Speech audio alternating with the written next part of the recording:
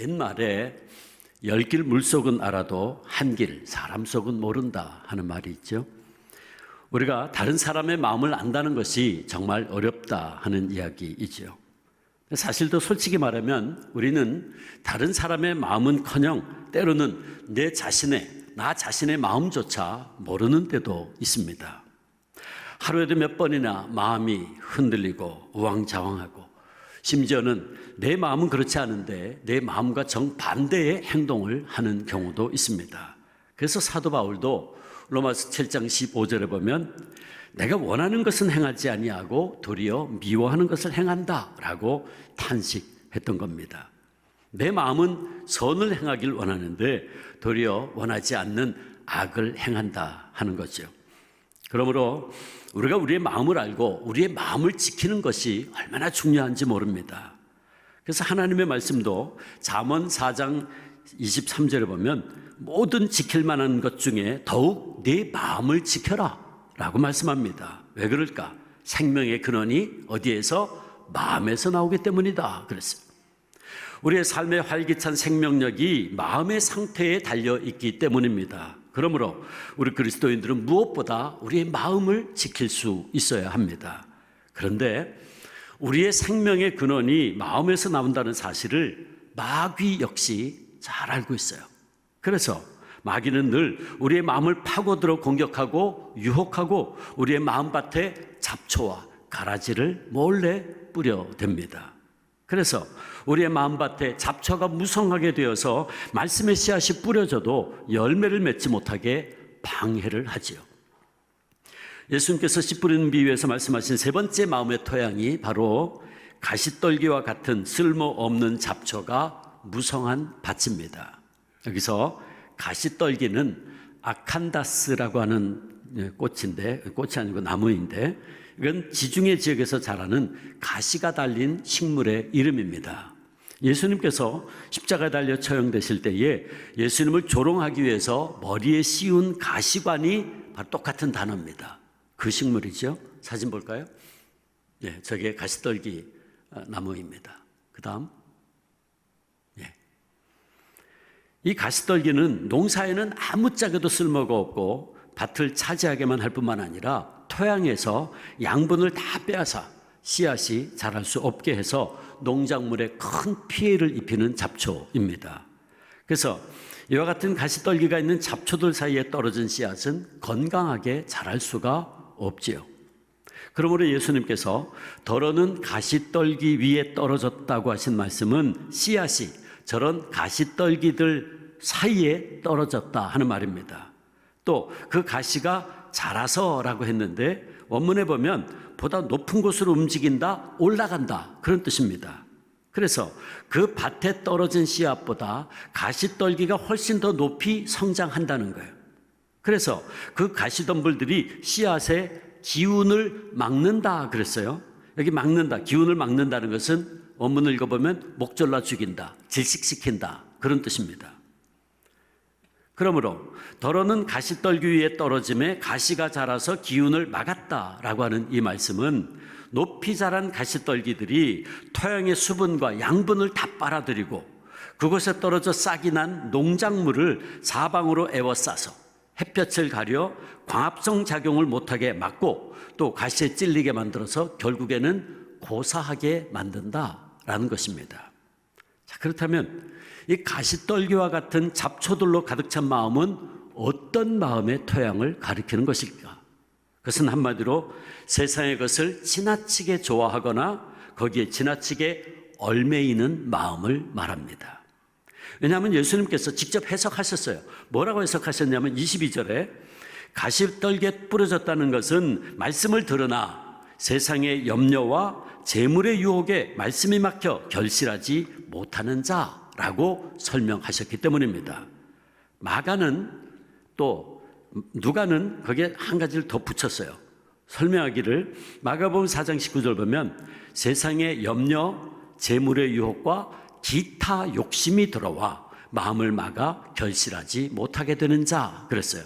또 누가복음 8장 14절에 보면 이생의 염려, 똑같죠. 세상의 염려, 재물의 유혹, 그 다음에 세 번째 향락의 기운이 막혀 온전히 결실하지 못하는 자라고 설명합니다. 그러므로 이 모든 말씀들을 종합해 보면 가시떨기와 같은 마음의 밭은 세상을 너무나 사랑하는 마음이요, 세상적인 가치들이 그 마음을 온통 장악해서 말씀의 결실을 맺지 못하는 마음을 뜻하는 것입니다. 그리고 예수님은 우리의 마음속에 있는 여러 가지 가시떨기들이 있는데 그 중에 대표적인 가시떨기들이 바로 세상의 염려, 재물의 유혹, 그리고 향락이다, 기타 욕심이다, 그렇게 말씀하셨어요. 그러니까 우리 마음의 대표적인 가시들 가운데 첫 번째가 세상의 염려입니다. 우리의 신앙에 열매를 맺지 못하게 방해하는 가시들이 있는데 그것이 바로 세상의 염려다. 염려라는 단어는 메림나오라는 말인데 메리조, 나눈다 하는 말과 누스, 마음이라는 말이 합성어예요. 그러니까 염려라는 말은 그 단어의 뜻이 마음이 나누어진다, 마음이 갈라진다, 그런 뜻입니다. 그러니까 염려한다는 것은 우리가 세상의 여러 가지 일, 건강 문제, 부부간의 문제, 자녀 문제, 사업 문제, 재정 문제 등으로 우리의 마음이 나누어져서 우리의 삶에 열매를 맺지 못하는 그런 마음을, 그런 모습을 말하죠. 청년들 같으면 연애 문제, 결혼 문제, 취업 문제, 장래 문제에 대한 염려 때문에 그 신앙이 성장하지 못하고 질식되어 가는 것을 말합니다. 물론 우리가 광야 같은 이 세상에 사는 한 우리는 염려하지 않을 수 없는데, 근데 문제는 계속해서 그리고 지나치게 염려하느라고 염려의 노예가 되어서 아무것도 하지 못하는 데 있습니다. 오늘 많은 사람들이 지나친 염려에 사로잡혀서 밤에 잠을 못 이루고 그러다가 건강도 잃어버리고 염려의 노예가 돼서 자신의 삶을 제대로 살아가지 못합니다. 사탄은 끊임없이 이 염려의 가시를 통해서 우리의 마음을 찌르고 신앙생활의 기운을 빼앗아서 우리로 하여금 실족하도록 합니다. 그런데 오늘 우리가 염려하고 있는 문제를 가만히 생각해 보면 그 가운데는 정말 쓸데없는 걱정과 염려가 참 많습니다. 어니 젤킨스라는 심리학자가 사람들이 근심한, 거의 걱정하는 문제들에 대해서 연구를 한 뒤에 이런 보고서를 작성을 했어요. 그는 보고하기를 걱정의 40%는 절대 현실로 일어나지 않을 일에 대한 것이고 걱정의 30%는 이미 일어난 일에 대한 것이고 걱정의 22%는 사소한 고민이고 걱정의 4%는 우리 힘으로 어쩔 도리가 없는 일이고 나머지 4% 걱정은 자신의 힘으로 바꿀 수 있는 일에 대한 걱정이다. 많은 사람들의 염려하는 내용을 다 모아가지고 통계를 내보니까 그렇더라는 거예요. 이 말에 의하면 결국 우리가 염려할 것은 4%밖에 안 된다는 거예요. 우리가 걱정하는 것들의 40%는 절대로 현실에서 일어나지 않을 일들이니까 걱정할 필요가 없죠. 예를 들어서 하늘이 무너질 거야. 물론 주님 다시 오시는 날 하늘이 무너지고 다 세상이 바뀌겠죠. 그러나 평소에는 하늘이 무너질 리가 없어요. 근데 마치 하늘이 무너질 것처럼 늘 걱정하고 있단 말이지. 그건 걱정할 일이 아니잖아요. 걱정할 필요가 없죠. 또 30%는 이미 일어난 일이에요. 과거에 이미 일어나 버렸어. 지금 내가 걱정한다고 이게 바뀔 수가 없어요. 그러니까 어떻게 할 수 없는 거잖아요. 22%는 사소한 것들이니까 내가 걱정 안 하면 돼요. 4%는 내가 내 힘과 능력으로 해결할 수 있으니까 걱정할 필요 없고 다만 4%가 내 힘으로 어쩔 수 없으니 걱정거리를 할 수 있겠지요. 그런데 더 엄밀하게 생각해 보면 그 4%조차도 내가 내 힘과 내 능력으로 어떻게 할 수 없는 건데 왜 걱정하십니까? 아무리 해도 내 힘으로 안 된다면 무엇 때문에 염려하고 걱정합니까? 우리 신앙인들은 그 문제를 어떻게 해야 된다? 주님께 맡겨야죠. 하나님께 맡겨야 되는 거예요. 그래서 베드로가 우리에게 이렇게 권면합니다. 베드로전서 5장 7절 너희 염려를 다 누구에게? 주께 맡겨라. 이는 그가 너희를 돌보심이라. 아멘. 염려를 다 주께 맡기시기를 축원합니다. 그 다음 두 번째, 우리의 삶에 열매를 맺지 못하게 방해하는 가시가 있는데 재물의 유혹이다. 재물의 유혹이다. 이 재물로 번역된 단어 플루토스는 물질적인 부유함과 풍성함을 말하고 유혹이라는 말이 참 이게 중요한 말입니다. 의미심장한데 아파테라는 말인데 물질이나 세상에 현란한 것에 대한 탐욕 때문에 속아 넘어가는 것이에요. 그러니까 유혹이라는 것은 뭐냐면 그 뒷면에 속는다 하는 뜻이 있어요. 속는다만. 그러니까 재물의 유혹이란 말은 풍요로운 물질 속에 들어있는 속임수를 말하는 거예요. 무슨 말입니까? 사람들은 재물과 돈이 많으면 행복하고 모든 것이 잘 될 것이라는 생각을 하지만 사실 그거는 사탄의 속임수라는 거예요. 그 속임수라는 거예요. 사탄은 우리에게 재물을 더 많이 소유함으로 영생의 기쁨과 천국의 소망보다는 현실적인 복과 물질적인 번영과 성공의 삶을 살라고 속삭이며 유혹합니다. 거짓말이죠. 그래서 우리의 마음이 재물에 대한 욕망에 사로잡혀서 진리의 말씀에 관심을 갖지 못하게 방해해요. 결국 우리의 영혼을 맘몬이라는 가시떨기에 질식시키게 만듭니다. 예수님께서 재물에 유혹당하는 사람들에게 분명히 말씀하셨어요. 누가복음 16장 13절에 집 하인이 두 주인을 섬길 수 없나니 너희는 하나님과 재물을 겸하여 섬길 수 없다 말씀하셨어요. 자, 여기서 예수님이 하나님과 재물을 겸하여 섬길 수 없다 그럴 때 이 재물이란 말이 헬라 말로 마모나입니다. 마모나는 아람족 속의 부의 신인 맘몬에서 온 말이에요. 그런데 돈과 재물 혹은 부의 신을 지칭하는 이 아람어 맘몬이란 말의 원뜻은 위탁한다 하는 뜻입니다. 위탁하는 거예요. 위탁이란 뭡니까? 어떤 인격적인 대상에게 내 안전과 내 장래를 맡긴다 하는 뜻 아닙니까? 우리가 재물을 소유하는 것은 절대로 잘못이 아니에요. 아니지만 돈과 재물이 나의 안전을 보장하고 구원을 보장해 준다고 생각하고 재물을 의지하고 내 인생을 위탁하는 것은 우상숭배입니다. 그건 잘못된 거죠. 그래서 예수님은 너희가 하나님과 재물을 맘몬을 겸하여 섬길 수 없다라고 분명히 말씀한 거예요. 사랑하는 성도 여러분, 돈과 재물은 우리에게 필요한 겁니다. 그것 자체가 결코 더럽거나 죄가 아니에요. 돈을 많이 버는 것, 그게 잘못된 게 아닙니다. 그게 죄가 아니에요. 그러나 우리가 재물 자체를, 물질 자체를 우리 인생의 궁극적인 목적으로 삼고 재물이 내 신앙의 대상이 되기 시작하면 내가 그거를 의지하고 내 삶을 의지하고 완전히 의탁하기 시작하면 그게 바로 뭐예요? 일만하게 뿌리가 되는 거예요. 그래서 우리의 믿음의 길에서 우리는 떠나게 되고 재물을 얻는데 우리의 삶의 모든 에너지를 빼앗기고 말아요. 그래서 결국 우리 영혼은 이 재물의 유혹이라는 가시에 찔려 죽게 되는 겁니다. 그다음 세 번째, 예수님은 우리의 삶에 열매 맺지 못하게 방해하는 세 번째 가시가 있는데 그건 바로 욕심과 향락이라고 그랬어요. 마가는 욕심이라고 표현했고 누가는 향락이라고 표현했어요. 욕심은 절제되지 않은 욕구나 정욕, desire, 욕구를 말하는 것이고 정욕을 말하는 것이고 향락은 세상의 쾌락을 즐기려는 욕망입니다. 결국 같은 단어예요.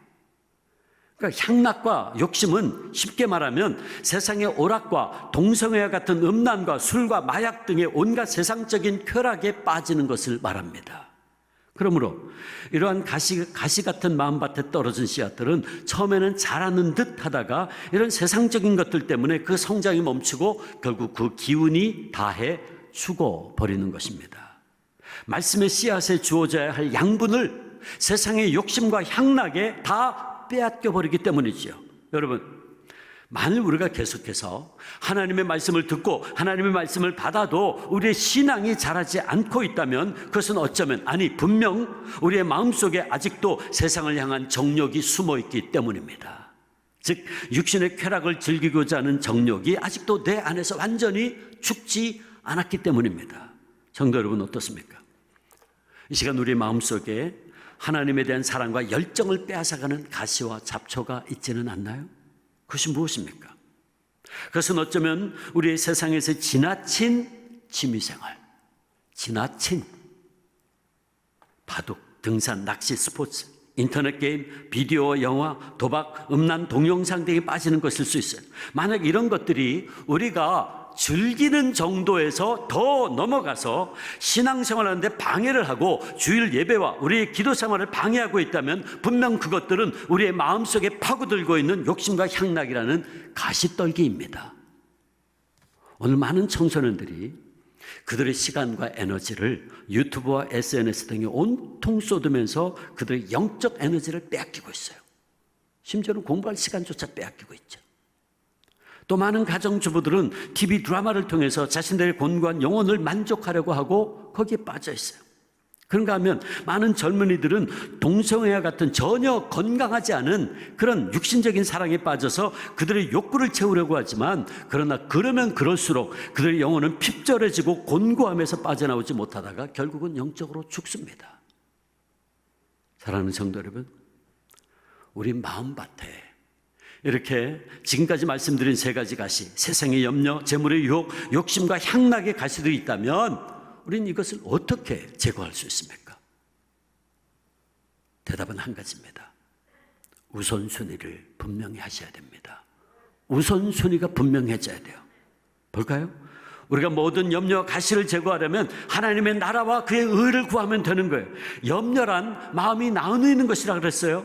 염려란 많은 일들로 인해서 우리의 생각이 분산되고 마음이 찢겨가지고 어느 것에도 집중하지 못하는 상태입니다. 그래서 정말 오늘 내가 해야 할 일을 하지 못하고 우왕좌왕하는 걸 말해요. 따라서 우리가 염려에서 벗어나려면 우리가 내가 해야 할 가장 중요한 일이 무엇인가를 알고 그것을 먼저 해야 합니다. 지구촌교회 이동원 원로 목사님이 당신은 안녕하십니까? 하는 책에서 이런 얘기를 했어요. 참 의미 있는 얘기를 했는데, 세상에서 가장 행복한 사람이 누군가?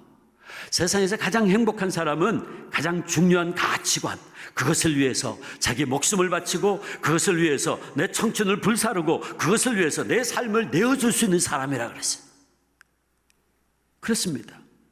우리가 하나님께서 내게 맡겨주신 귀한 사명을 발견하고 그 사명을 위해서 최선을 다하는 삶을 살고 있다면 우리는 쓸데없이 염려하고 근심할 시간이 없지요. 그래서 예수님은 마태복음 6장 25절에 무엇을 먹을까, 무엇을 마실까, 무엇을 입을까 염려하지 말라라고 말씀하시면서 그 다음에 6장 33절에 너희는 먼저 뭐라고요? 그의 나라와 그의 의를 구하라. 그리하면 모든 것을 너희에게 더하시리라 말씀하십니다. 이 말을 쉽게 표현하면 삶의 우선순위를 분명히 하라, 그 말씀이죠. 우선순위가 뒤집히면 안 된다는 거예요. 우리가 무엇보다 중요한 하나님의 나라와 그의 의를 먼저 구하면 나머지는 하나님께서 다 해결해 주실 것이고, 그렇게 되면 우리는 우리에게 해만 끼치는 세상의 염려의 가시를 우리의 마음에서 제거할 수 있게 될 겁니다. 재물의 유혹의 가시도 마찬가지예요. 재물의 유혹의 가시, 앞서 잠시 말씀드렸지만 재물과 물질이 그 자체가 결코 악한 것이 아닙니다. 그 하나님이 주신 거예요. 우리에게 우선순위만 뒤바뀌지 않는다면, 우선순위만 혼동하지 않는다면 재물은 하나님께서 우리에게 주신 은혜로운 선물로 감사하며 누릴 수 있습니다. 원래 세상의 모든 재물은 다 누구의 것? 하나님의 것입니다. 아멘. 학개서 2장 8절, 하나님은 은도 내 것이요 금도 내 것이라 말씀하셨어요. 그리고 하나님께서는 우리에게 재물을 선물로 주시기를 기뻐하십니다.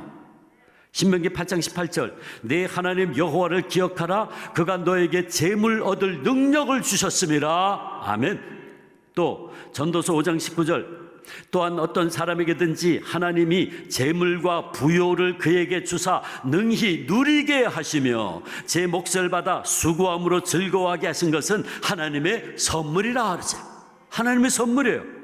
온 세상 모든 재물의 주인이신 하나님께서 우리에게 재물과 부요를 주셔서 즐겁게 하신다는 말씀입니다. 그러므로 재물과 물질 그것 자체는 하나님께서 우리에게 주신 선물이고 축복입니다. 결코 죄악이 아니에요. 근데 문제는 우리가 우리에게 축복으로 주신 재물을 하나님보다 더 사랑하거나 그것들을 더 섬기고 의지하는 거예요. 이게 문제입니다. 우선순위가 뒤바뀐 게 문제인 거예요. 우리에게 모든 것을 후히 주시고 누리게 하시는 하나님께 소망을 두는 것이 아니라 재물에게 우리의 소망을 두고, 그래서 재물이 만몬이 되어버리면 그게 문제인 거죠. 그래서 주님께서는 디모데전서 6장 17절에서 네가 이 세대에서 부한 자들 명하여 마음을 높이지 말고 정함이 없는 재물에 소망을 두지 말고 오직 우리에게 모든 것을 후히 주사 누리게 하시는 누구에게 두라? 하나님께 두라 말씀하신 거예요. 우선순위가 뒤바뀌면 안 된단 말이죠. 우리가 정함이 없는 재물에 소망을 두는 것이 아니라 하나님께서 우리에게 주신 재물을 가지고 선을 행하고 선한 구제 사업을 하고 나누어 주기를 좋아하고 너그러운 자가 되면, 즉 우리에게 주신 재물을 하나님께서 기뻐하시는 뜻대로 사용하면, 그래서 하나님께 영광을 돌리는 삶을 살면 하나님께서 우리에게 더 많은 것으로 복 주신다는 말씀입니다. 그렇게 되면 재물은 이제 더 이상 우리의 삶에서 가시의 역할을 하지 않아요. 축복이지. 그래서 주님께서는 디모데전서 6장 18절 바로 그 말씀, 재물에 소망 두지 말라는 말씀, 바로 그 뒤에 어떻게 해요? 선을 행하고 선한 사업을 많이 하고 나누어 주기를 좋아하고 너그러운 자가 되라 말씀하신 겁니다. 하나님 중심, 하나님 우선의 재물관을 가지고 우리에게 주신 재물을 하나님께서 기뻐하시는 일에 자원하는 마음으로 사용하고 드릴 때에 그 재물은 우리에게 진정 복이 될지언정 가시는 되지 않는다. 아멘. 향락의 가시도 마찬가지입니다. 향락의 가시도 마찬가지예요. 우리가 세상에서 즐거움을 누리고 사는 것도 그것 자체가 절대로 악이 아닙니다. 죄악이 아니에요. 역시 우리가 우선순위만 혼돈하지 않는다면, 우선순위만 뒤바꾸지 않는다면 우리는 즐거움도 하나님께서 우리에게 주신 은혜로운 선물로 감사하며 누릴 수 있습니다. 하나님께서는 당신의 자녀들인 우리들이 세상에서 낙을 누리고 즐거움을 누리며 선하고 아름다움을 즐거워하며 살기를 기뻐하십니다. 하나님께서 그런 축복을 우리에게 분명히 허락하셨어요. 전도서 5장 18절, 사람이 하나님께서 그에게 주신 바 그 일평생에 먹고 마시며 해 아래서 하는 모든 수고 중에서 낙을 보는 것이, 즐거움을 기쁨을 보는 것이 선하고 아름다움을 내가 보았나니 그것이 그의 몫이로다. 아멘. 그러므로 우리가 이 세상에서 사는 동안 우리의 취미 생활을 즐길 수 있어요. 음악과 등산과 낚시와 스포츠 등을 즐길 수 있습니다. 유튜브를 구독할 수 있고 TV 드라마나 SNS 미디어를 통해서 즐거움을 얻을 수 있습니다. 자, 그런데 그런 것들이 하나님과 우리 사이의 관계를 파괴하거나 방해하고, 더 나아가서 우리가 그런 것들을 하나님보다 더 사랑하고 즐기기 시작하면, 그래서 그것들이 우리의 예배와 우리의 기도 생활을 방해하면 그것들은 우리의 영적 성장과 열매 맺음을 방해하는 가시들이 되어버리는 겁니다. 그래서 사도 요한이 우리에게 요한일서 2장 15절 16절 유명한 말씀이죠. 이 세상이나 세상에 있는 것들을 사랑하지 말며 누구든지 세상을 사랑하면 아버지의 사랑이 그 안에 있지 않다. 이 세상에 있는 모든 것이 육신의 정욕과 안목의 정욕과 이생의 자랑이니 다 아버지께로 온 것이 아니요 어디로부터? 세상으로부터 온 것이다 말씀한 겁니다. 자, 그렇다면 사랑하는 성도 여러분, 지금 이 시간 우리에게 하나님보다 더 사랑하고 하나님보다 더 좋아하고 하나님보다 더 즐거워하고 하나님보다 더 기뻐하고 있는 것이 무엇입니까? 그것이 바로 우리에게 있는 가시떨기요 잡초입니다. 그것이 내 마음속에 주님보다 더 사랑하고 빠져있는 그 무엇이 있다면 그것이 바로 우리가 뽑아내야 할 잡초이고 가시떨기입니다. 여기 우선순위를 분명히 함으로 마음속 가시가 이끄는 삶이 아니라 하나님의 나라와 그의 의를 구하며 살아가는 한 분의 이야기가 있습니다. 그는 바로 세계적인 건축 설계 회사인 팀 하스의 회장이자 목사인 하형록 목사님, 하형록 회장입니다. 책을 몇 권 썼죠. 하 목사님 젊은 시절 펜실베니아 대학에서 건축학과를 졸업하고 유명 건축 설계 회사의 중력으로 일하면서 성공 가도를 달렸습니다.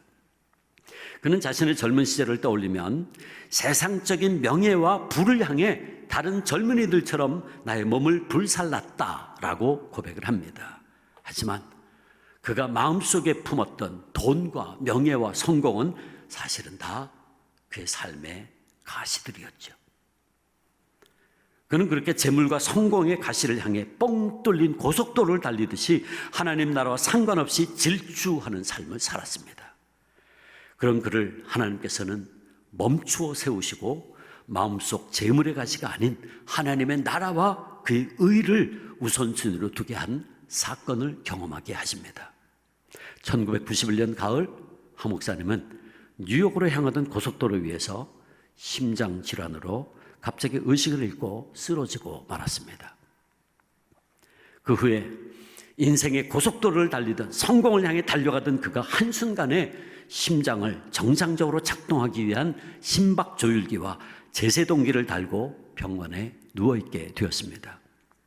성공과 재물을 향해 불나방처럼 전력 질주하던 삶을 살던 그가 이제는 병원 침대에 누워서 남의 심장을 이식받지 않으면 죽을 수밖에 없는 그런 비참한 형편이 되고 말았습니다.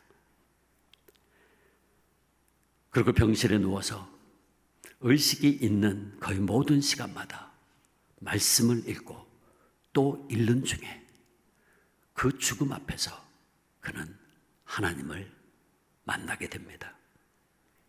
어느 순간부터 성경을 읽는데 그 말씀이 나에게 상관 있는 말씀으로 다가오고, 그때부터 이기적으로 살아왔던 나, 구원을 받고도 하나님의 아닌 나 자신을 섬기며 살아왔던 자신을 깨닫게 됩니다.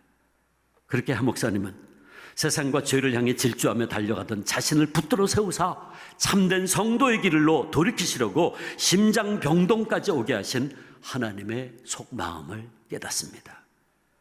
그는 그때부터 만일 내가 기적적으로 살아서 이 병원을 나간다면 앞으로 어떻게 살 것인가 생각하고 묵상합니다.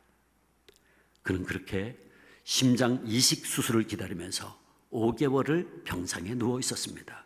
그리고 마침내 하나님의 은혜로 심장 이식을 받게 되었는데, 얼마나 더 살지도 모르는 상태에서 빨리 심장 이식 수술을 받지 않으면 안 되는 상황에서도 건강한 심장을 이식받을 수 있는 기회를 옆 병실 환자에게 양보합니다. 그리고 후에 알코올 중독 병력이 있는 사람의 심장을 이식받습니다. 의료진이 이해할 수 없는 선택이었지만 하나님은 그의 그런 마음을 보셨습니다. 마음 안에 재물과 향락의 가시를 품은 인생이 아닌 주님의 마음을 품은 그를 보셨습니다. 그는 마침내 수술이 성공적으로 이루어지고 건강을 회복하고 집으로 돌아오게 되죠. 그러기 집에서 말씀을 묵상하는데 그의 가슴을 뜨겁게 만든 말씀이 있었어요. 잠언 31장 20절 말씀입니다. 그는 곤고한 자에게 손을 펴며 궁핍한 자를 위하여 손을 내밀며 라는 말씀입니다. 작은 창고로 쓰는 작은 공간에 자신의 미국식 이름 티모시 하를 딴 팀하스라는 주차장 건설 설계 회사를 세웁니다. 그리고 그는 잠언 31장 20절 말씀으로 경영 철학을 만드는데 그의 경영 철학이 바로 저거예요. 우리는 어려운 이들을 위해 존재한다. 이게 이 회사의 경영 철학이에요. We exist to help those in need. 정말 필요에 놓여 있는 사람들을 위해서 우리는 존재한다. 이게 이 회사의 경영 철학이에요.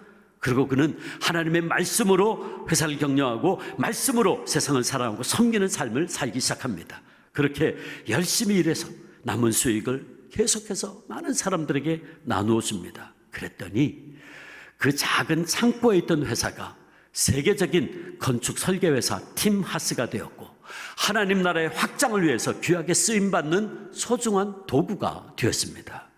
사랑하는 성도 여러분, 어떻습니까? 제가 앞서 말씀드렸듯이 지금 이 시간 우리에게 하나님보다 더 사랑하고 하나님보다 더 생각하고 하나님보다 더 기뻐하고 더 즐거워하고 있는 것이 무엇입니까? 그것이 바로 우리에게 있는 가시떨기요 잡초입니다. 우리가 그 가시들을 제거해야 돼요. 근데 우리가 그 가시를 뽑아내려면 삶의 우선순위를 분명히 해야 됩니다. 먼저 하나님의 나라와 의를 구할 수 있어야 돼요. 그렇게 우리가 하나님의 나라와 의를 위해서 우리의 하루하루의 삶을 최선을 다하면 우리의 해를 끼치는 염려의 가시, 재물의 가시, 향락의 가시들을 성령님이 하나하나 다 제거해 주시고 성령의 불로 다 불태워 주시고 우리로 하여금 마침내 하나님 나라의 도구로 사용해 주실 줄 믿습니다. 바라기는 우리 좋아하는 모든 성도님들의 심령에 염려의 가시, 재물의 가시, 세상 향락의 가시들이 성령의 능력으로 다 뽑히게 되고 성령의 불로 다 태워져서 착하고 좋은 마음 옥토로 변화되어 말씀 받고 귀한 열매 맺어 하나님을 기쁘시게 하는 성도님을 되시기를 주님의 이름으로 축원합니다.